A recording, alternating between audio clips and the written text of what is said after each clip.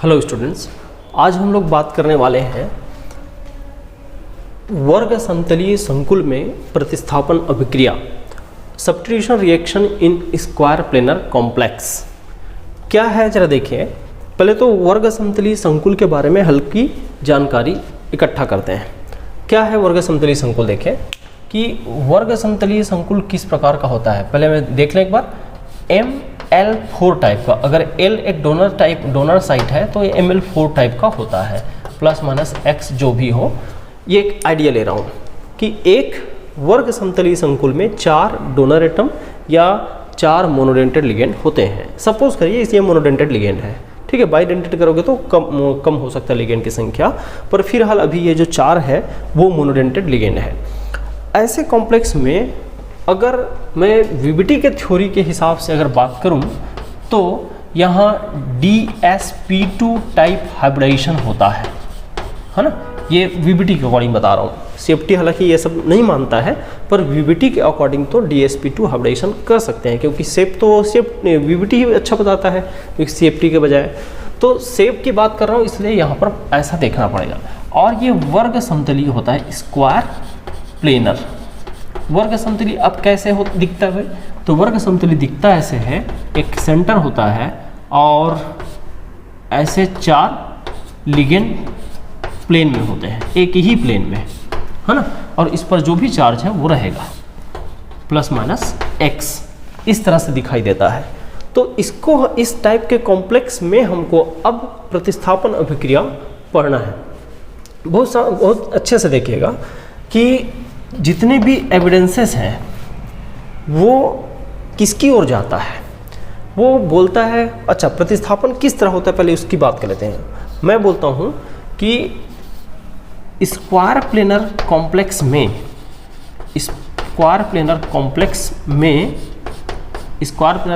में मोस्टली नाभिक से नहीं प्रतिस्थापन होता है। न्यूक्लियोफिलिक सब्स्टिट्यूशन रिएक्शन, न्यूक्लियोफिलिक प्रतिस्थापन मतलब सब्स्टिट्यूशन अभिक्रिया होता है, रिएक्शन होता है। मैं मिक्स करके लिख दिया हूँ हिंदी और इंग्लिश में, रिएक्शन होता है, ठीक है। हिंदी वाले प्योर हिंदी लिखना चाहते हो तो आप लिखना कि वर्ग समतलीय संकुल में नाभिक स्नेही प्रतिस्थापन अभिक्रिया होता है। एक चीज़ तो क्लियर हुआ, नाभिक स्नेही प्रतिस्थापन होगा, इलेक्ट्रॉन स्नेही नहीं। वैसे कॉम्प्लेक्स में ज़्यादातर नाभिक स्नेही प्रतिस्थापन अभिक्रिया ही होता है। वो इसलिए क्योंकि कॉम्प्लेक्स जो का मेटल होता है वो इलेक्ट्रॉन की कमी वाला होता है। कभी भी वो डोनर एटम की तरह बिहेव नहीं करता, हमेशा वो एक्सेप्टर होता है। तो वो न्यूक्लियोफाइल को ही अपने अंदर अलाउ करता है, इलेक्ट्रोफाइल को नहीं। इसलिए हमेशा हमेशा या एक आध केसेस को छोड़कर वो साइड चेन में रिएक्शन होगा तभी इधर उधर होता है। अदरवाइज हमेशा नाभिक स्नेही प्रतिस्थापन अभिक्रिया होता है, चाहे वो अष्टफलक हो, ऑक्टाडल हो, चाहे वो टेट्राडल हो, चाहे वो स्क्वायर प्लेनर हो, सभी तरह के संकुल में। तो ये नाभिक स्नेही प्रतिस्थापन अभिक्रिया कोई नया चीज़ नहीं है। मैंने एक बार SN1 SN2 भी बता चुका है।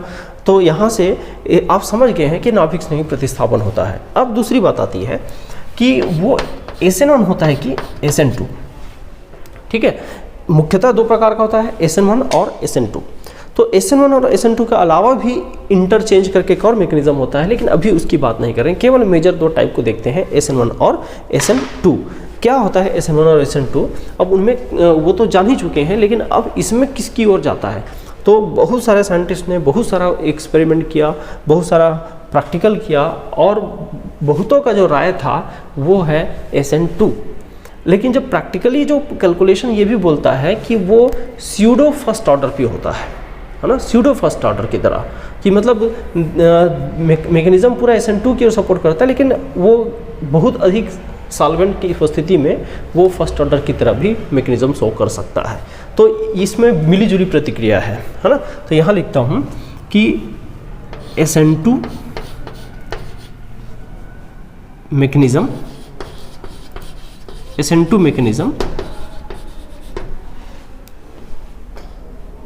is favorable but overall pseudo first order mechanism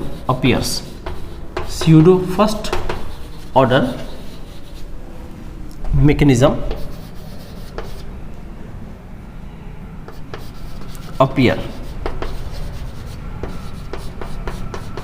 appears, है ना। ये लिख दिया हूँ, SN2 mechanism is favourable but overall pseudo first order mechanism appears. अब यहाँ से क्या हिंदी में लिख सकते हो कि SN2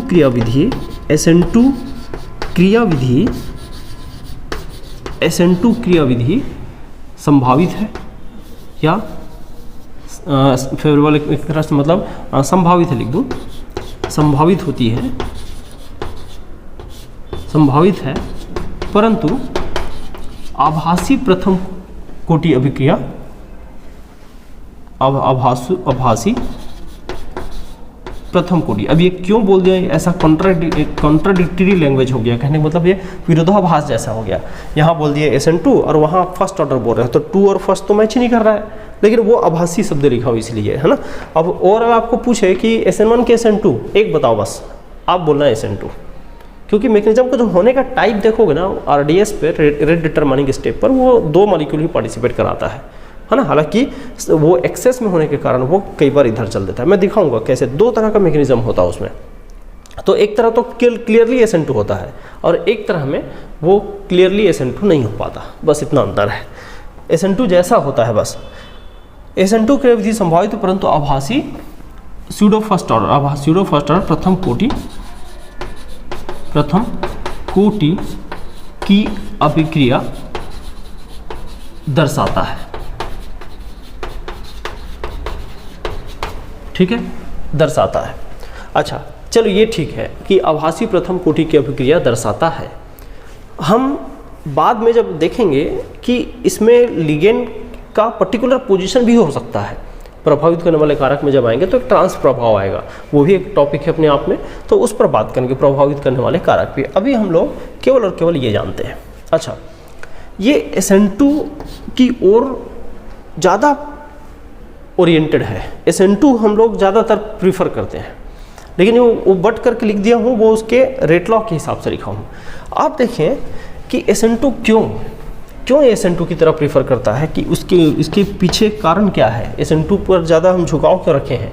तो वो इसलिए क्योंकि देखिए इसमें होता क्या है, DsP2 हाइब्रिडेशन है, इसमें P का 2 ऑर्बिटल भाग लिया है, PX PY, ठीक है, एक PZ अभी भी खाली है। जो वैकेंट जो PZ ऑर्बिटल है, यहाँ पर एक अनहाइब्रिड असंकरित, है ना, unhybrid PZ atomic orbital of metal, atomic orbital of metal remains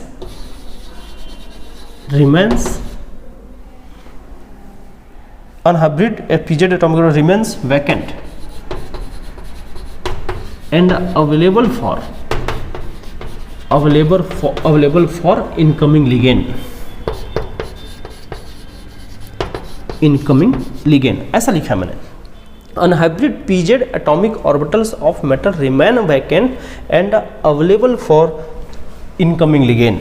क्या मतलब हुआ भाई कि मैंने लिखा यहाँ असंकरित खाली PZ कक्षक धातु में उपलब्ध होता है, जहां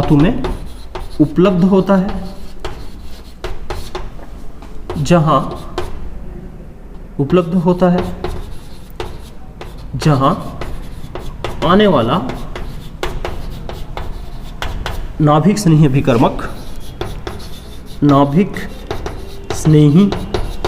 अभिकर्मक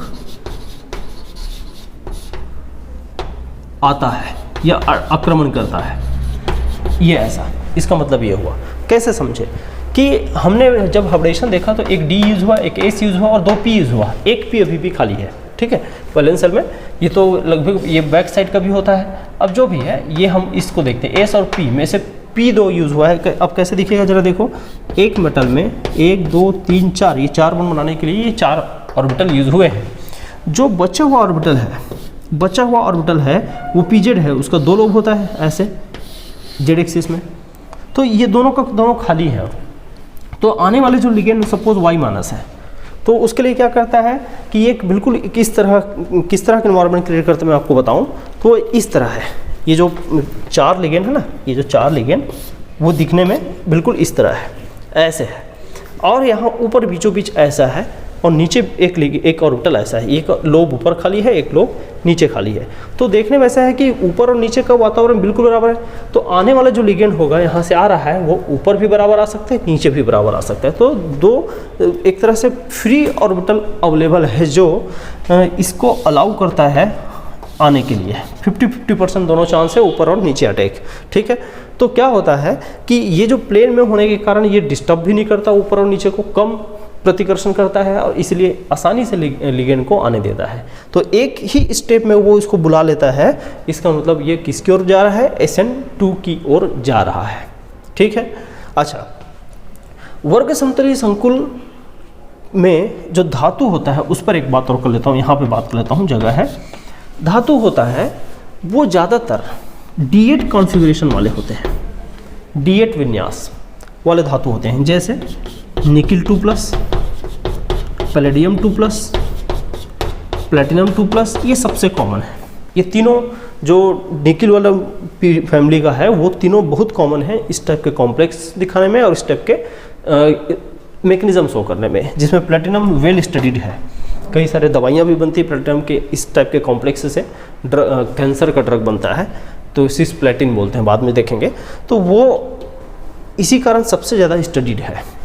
अब जो भी है हमने एक आइडिया ले लिया है कि क्या होता, क्या इस पॉइंट में हमको लिखना है। अब क्रियाविधि कैसे होता है, मैकेनिज्म कैसे होता है, उसको मैं दिखाता हूँ। ये मैकेनिज्म से पहले का जो इंट्रोडक्शन है वो मैंने लिख दिया है। मैं क्या क्या बात किया हूँ, I repeat it. Ml4 ± X type के कॉम्प्लेक्स जिसमें DsP2 हाइब्रिडेशन हो वो स्क्वायर प्लेनर होता है। शेप जैसा दिख रहा है वैसे दिखा दिया है। ये कॉमन इस पॉइंट को यहाँ लिख सकते हो, ये जो एक पॉइंट है ना उसको यहाँ लिख सकते हो। क्या, यह D8 कॉन्फ़िगरेशन वाले निकिल 2+, प्लेटिनम 2+, प्लेटिनम 2+ आदि में सबसे सामान्य है। फिर क्या, फिर ये भी लिख सकते हैं कि हम जो, फिर ये भी लिख सकते हैं यहाँ कि यहाँ ज़्यादातर न्यूक्लियोफिलिक सब्स्टिट्यूशन होता है और वो SN2 की ओर फेवरेबल है ना, SN2 की ओर फेवरेबल है। फेवरेबल को आप लिख सकते हो संभावित है, या फेवरेबल का अच्छा शब्द और ढूंढ सकते हैं आप, है ना। फेवरेबल का और अच्छा शब्द ढूंढ लेना, संभावित है। परंतु जब हम रेट लॉ देखते हैं तो वो आभासी प्रथम कोटि का दिखता है। ये हम अभी समझो, ये आभासी प्रथम कोटि कैसे, ये समझ में नहीं आया है, ये भी मैकेनिज्म में क्लियर होगा, ठीक है। फिर यहाँ से बताना है कि SN2 की ओर क्यों बोलते हैं। बहुत सारे साइंटिस्ट ने SN2 की ओर बोला है ना, वो तो SN2 ही है बोल दिए थे बहुत सारे लोग। तो SN2 की ओर जब देखे तो उसके पीछे एक लॉजिक ये दिया गया कि यहाँ इस प्लेन में भीड़ कम होता है, हिंड्रेंस कम होती है और आने वाले लिगेंड के लिए जगह अच्छा है। दूसरा, मेटल के पास लिगेंड कम है तो मेटल इस लिगेंड को और अपने इस जगह ला सकता है। कोऑर्डिनेशन नंबर कम है जिससे कोऑर्डिनेशन नंबर बढ़ने का खतरा नहीं है, है ना। भीड़ कम है तो कोई लिगेंड प्रतिकर्षण भी नहीं करेगा, आने देगा अच्छे से।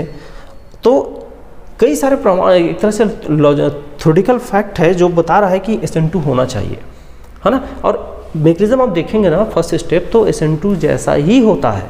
वो तो रेट लॉ कैलकुलेट करते करते वो बाद में फर्स्ट ऑर्डर जैसे दिखने लगता है, वो बात की बात है।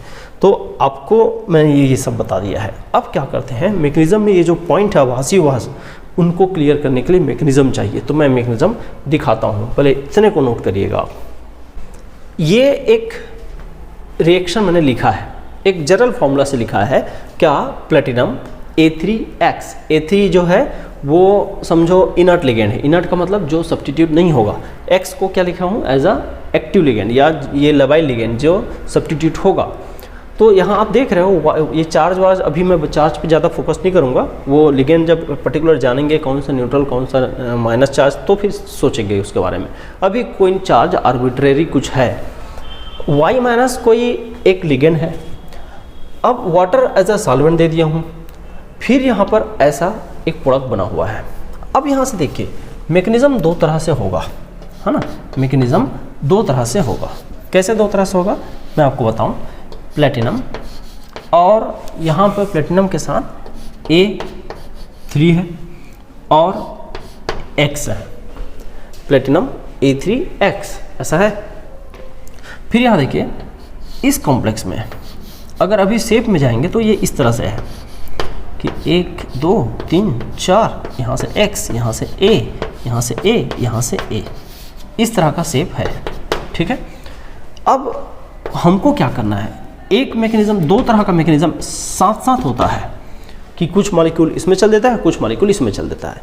पहला मैकेनिज्म में क्या होता है कि जब water as a entering ligand की तरह बिहेव करता है ना, फर्स्ट स्टेप को हम स्लो स्टेप बोलेंगे और यही RDS है, रेट डिटरमाइनिंग स्टेप, ठीक है।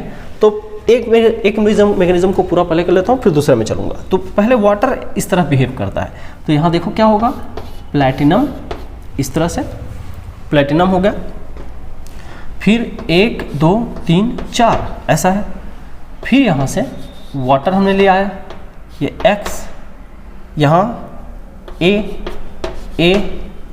और A इस तरह से।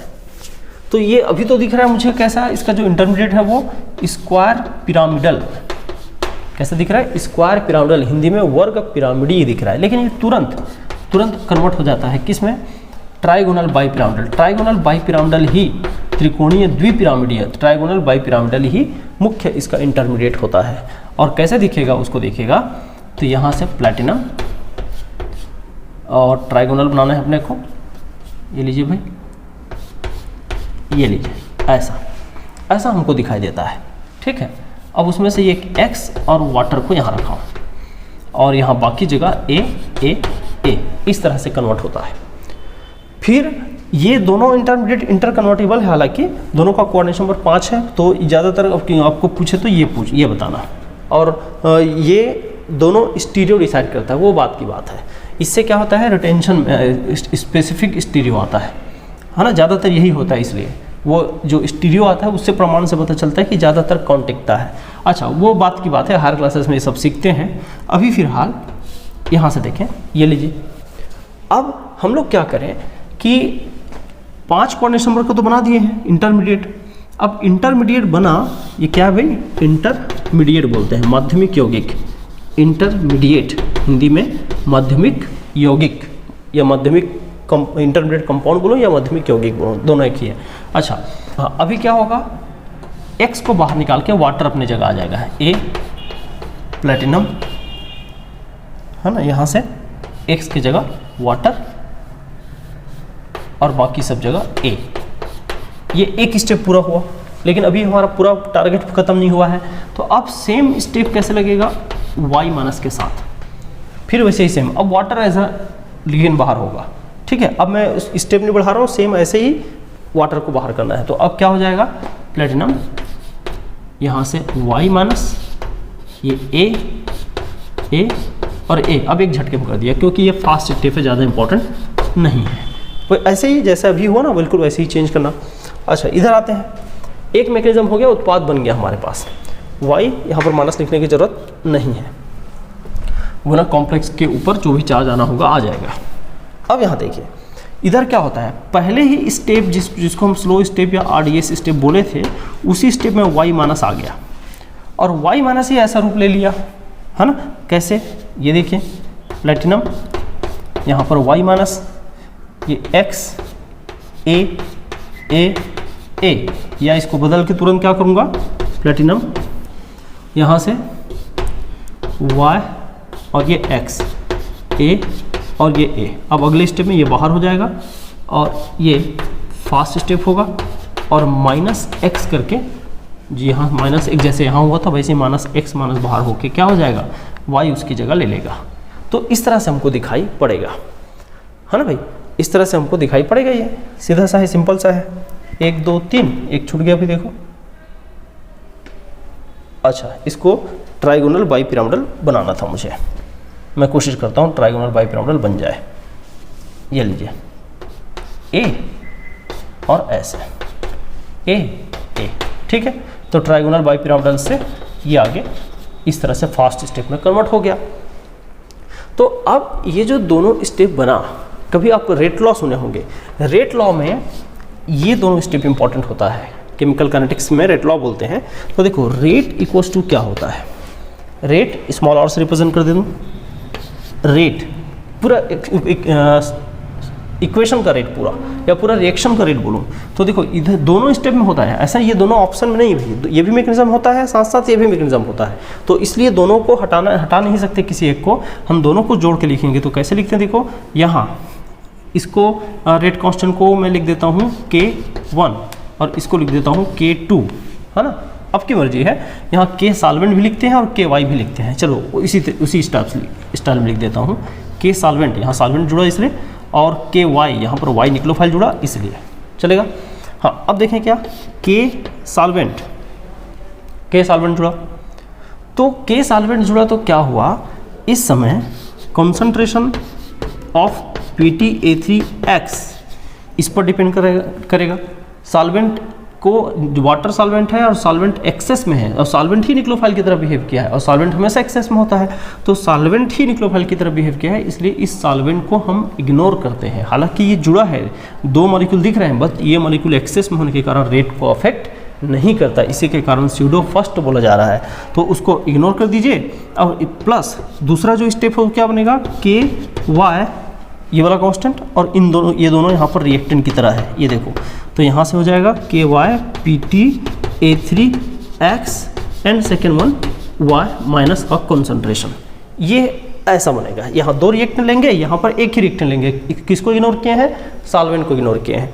अब यहाँ से देखें दोनों अगर मैं देखूँ कॉमन है तो ये वाला कॉम्प्लेक्स कॉमन है ना, कॉम्प्लेक्स कॉमन है, तो क्या करूँ, एक को KS लिखा प्लस दूसरा KY और Y माइनस, इनको बाहर निकाला और पूरा देखिए इतने के बाद कॉमन क्या आ गया, कॉमन में आ गया PtA3 और X, तो इसको क्या लिख देते हैं मैं बता रहा हूँ, इसको लिख देते हैं रेट इक्वल्स टू, इन पूरे को एक साथ K ऑब्जर्व लिख देते हैं, K observe into concentration of, K observe into concentration of platinum A3 और X, ये देखिए।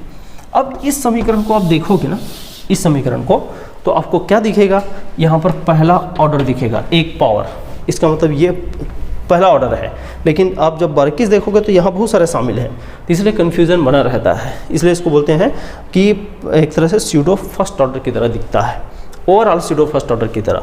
अच्छा, इस इक्वेशन से भी एक ग्राफिकल रिलेशन आता है, इस इक्वेशन से कि Y और R दोनों के हिसाब से ग्राफ खींचते हैं, तो ये इंटरसेप्ट बनाता है और ये वाला स्लोप बनाता है। कैसे, मैं यहाँ पर दिखा देता हूँ थोड़ा सा ग्राफ खींच के, पहले आप इतना नोट कर लें।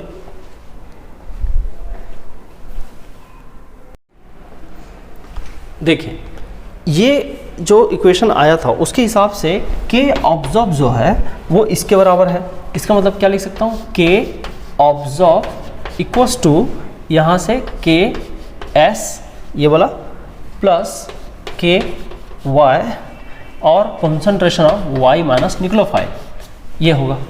ये K के ग्राफ बना रहा हूँ, तो मैं अब ग्राफ किसके अगेंस्ट खींचना चाह रहा हूँ वो देखिए। यहाँ से K ऑब्जर्व एक साइड मतलब Y एक्सिस में, और जो Y माइनस कॉन्सेंट्रेशन है निक्लोफाइल कॉन्सेंट्रेशन, उसका ग्राफ खींचना चाह रहा हूँ। तो देखिए क्या होगा कि ये एक्चुअल में आप स्ट्रेट लाइन इक्वेशन अगर सोचोगे तो y इक्वल्स टू mx और इधर से c इसके इक्विवेलेंट है, जहाँ पर x एक्सिस में y कॉन्सेंट्रेशन है और y एक्सिस में k ऑब्जर्व कॉन्सेंट्रेशन है, और इंटरसेप्ट देखिए, इंटरसेप्ट पॉजिटिव है, इसका मतलब ये y एक्सिस में किसी पॉजिटिव पॉइंट पर कट करेगा, दैट इज इंटरसेप्ट। अब इंटरसेप्ट सपोज ये है, अब देखिए स्लोप का साइन प्लस है, तो स्लोप का साइन प्लस, तो इस तरह से आ जाएगा। फिर इंटरसेप्ट ये पॉजिटिव है इसलिए पॉजिटिव वाई एक्सिस में कट किया, स्लोप पॉजिटिव इसलिए ये स्लोप को पॉजिटिव दिखा दिया। आप कोई भी एंगल लगा के यहाँ से देख सकते हैं, tan थीटा ऑलवेज पॉजिटिव आएगा। Is that clear? चलिए ये ग्राफ यहाँ तक नोट करिए, उसके बाद हम आगे बढ़ते हैं।